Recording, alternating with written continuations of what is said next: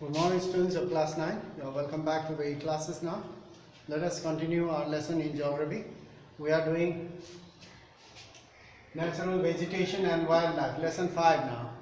We have lesson 4, climate, we have finished. Now we will do natural vegetation and wildlife from geography.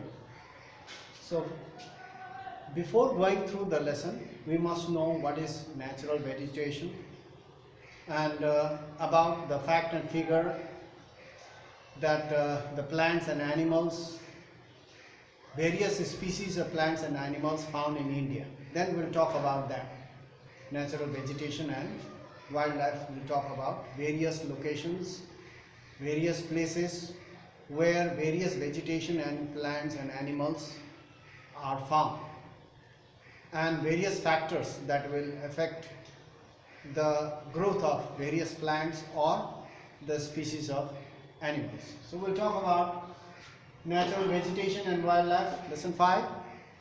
There are altogether 6-7 points I've written over here.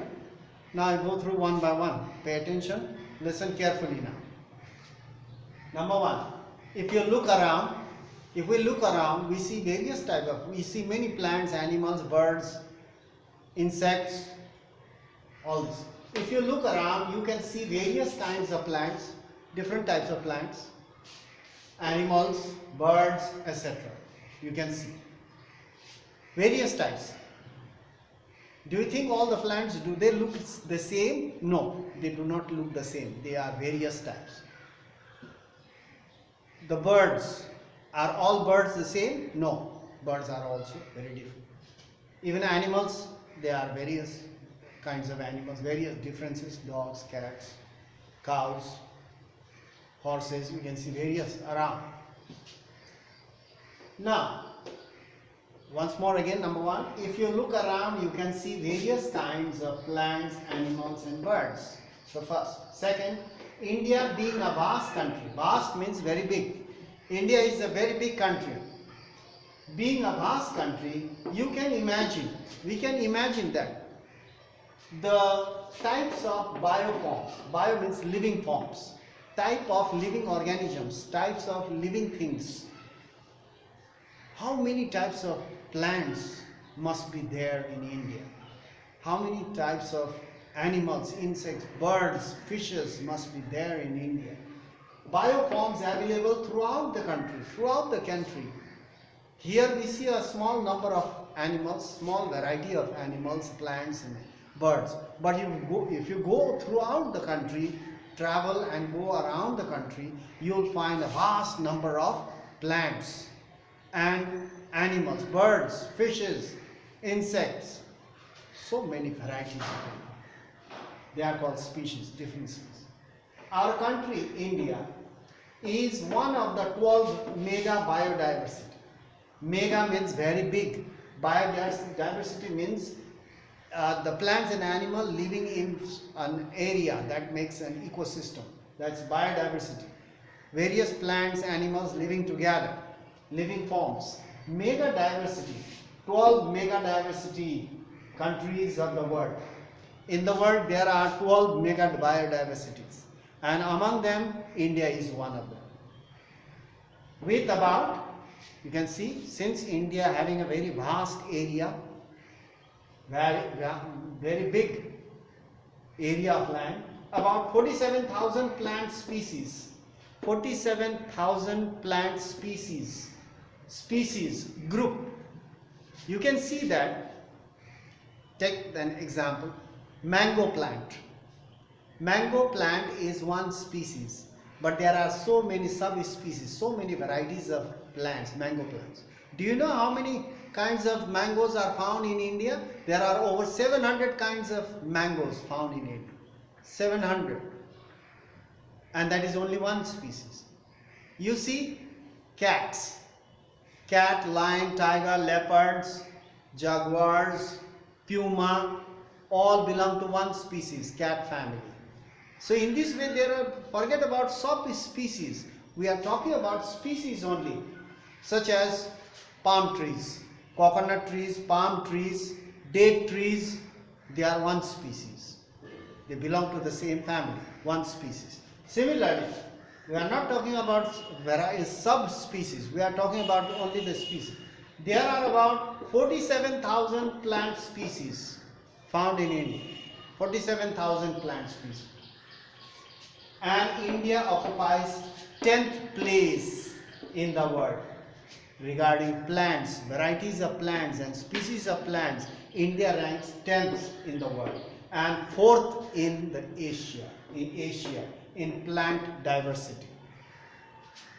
Regarding plant diversity, varieties, India ranks 4th in Asia and 10th in the world. You see, this shows so many varieties of plants. Plant species are found. You can see that. There are about 15,000 flowering plants. 15,000 flowering plants. How many flowering plants do we see around? We see very little. Very small number of flowering plants we see around. But if you go through India, all over India, you will find almost 15,000 flowering plants in India and account for 6% in the world's total number of flowering plants. Around the world, if there are 100 kinds of flowering plants, India holds 6 varieties. So 6% in the world, percent you know, out of 100, 6% in the world's total number of flowering plants.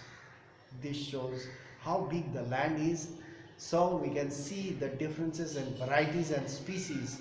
Such a big varieties of plants and animals we find over here in India. And many more non-flowering plants. We are not counting non-flowering plants. There are other non-flowering plants such as ferns, algae, lichens. So many non-flowering plants are also there. So, number 5. Go through number 5. You can see. India also has about 90,000 species of animals. 90,000 species. I have already told you species means one type, such as monkeys. So many varieties of monkeys are there, but all are one species. They are all of the same species, one. 90,000 species of animals, birds and fishes as a whole. We talk about animal, birds and fishes, freshwater fish and marine seawater fishes. If you count everything, there are 90,000 varieties of plants, animals, birds, animals and fishes. 90,000. Such a big number. 90,000 species of animals we find in India. So this shows India is one of the mega biodiversity of the world. Plants, now let's talk about natural vegetation. We will talk about natural vegetation. We have talked a little bit about wildlife. Natural vegetation.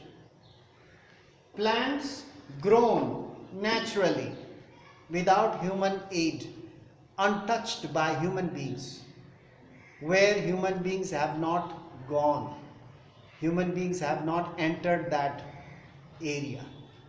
Plants grown naturally without human touch or without human help, aid means help, is termed as natural vegetation. In remote areas where there is no road to go, it is inaccessible, where it is not possible to go there due to the thickness of the forest, maybe due to the mountainous areas, maybe there the plants grow on their own.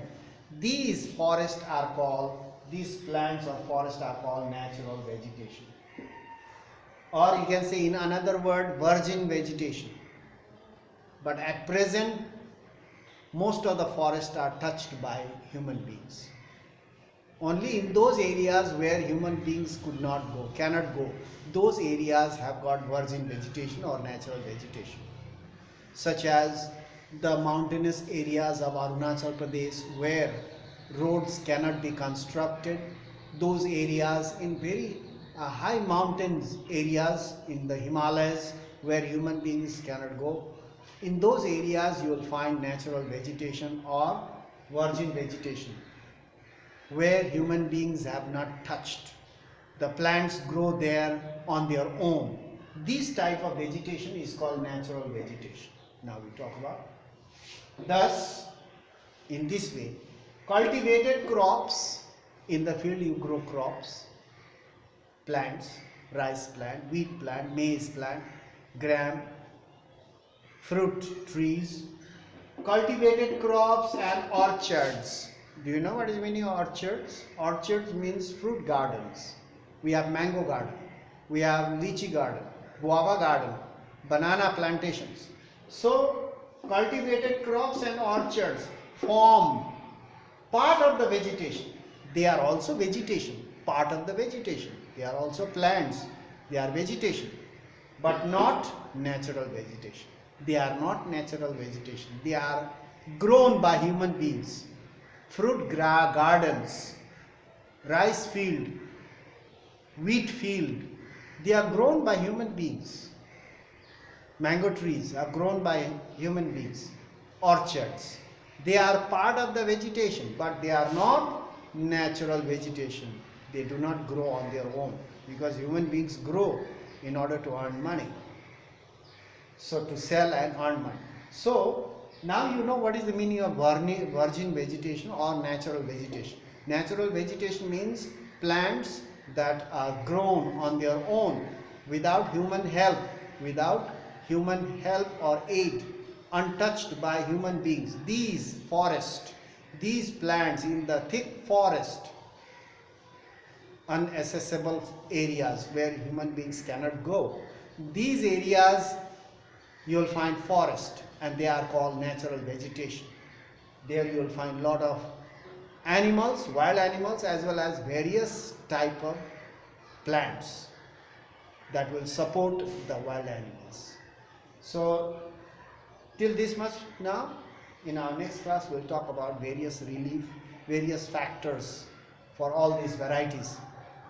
Why India has got such a lot of variety of plants and animal species. Now we'll talk about the various factors. That's all for today. Thank you for your presence and your attendance as well as your attention. Thank you. Go through the online portal every time. You should not miss your classes. So that's all for today. We'll meet in the next class and continue after this. That's all for today. Thank you very much.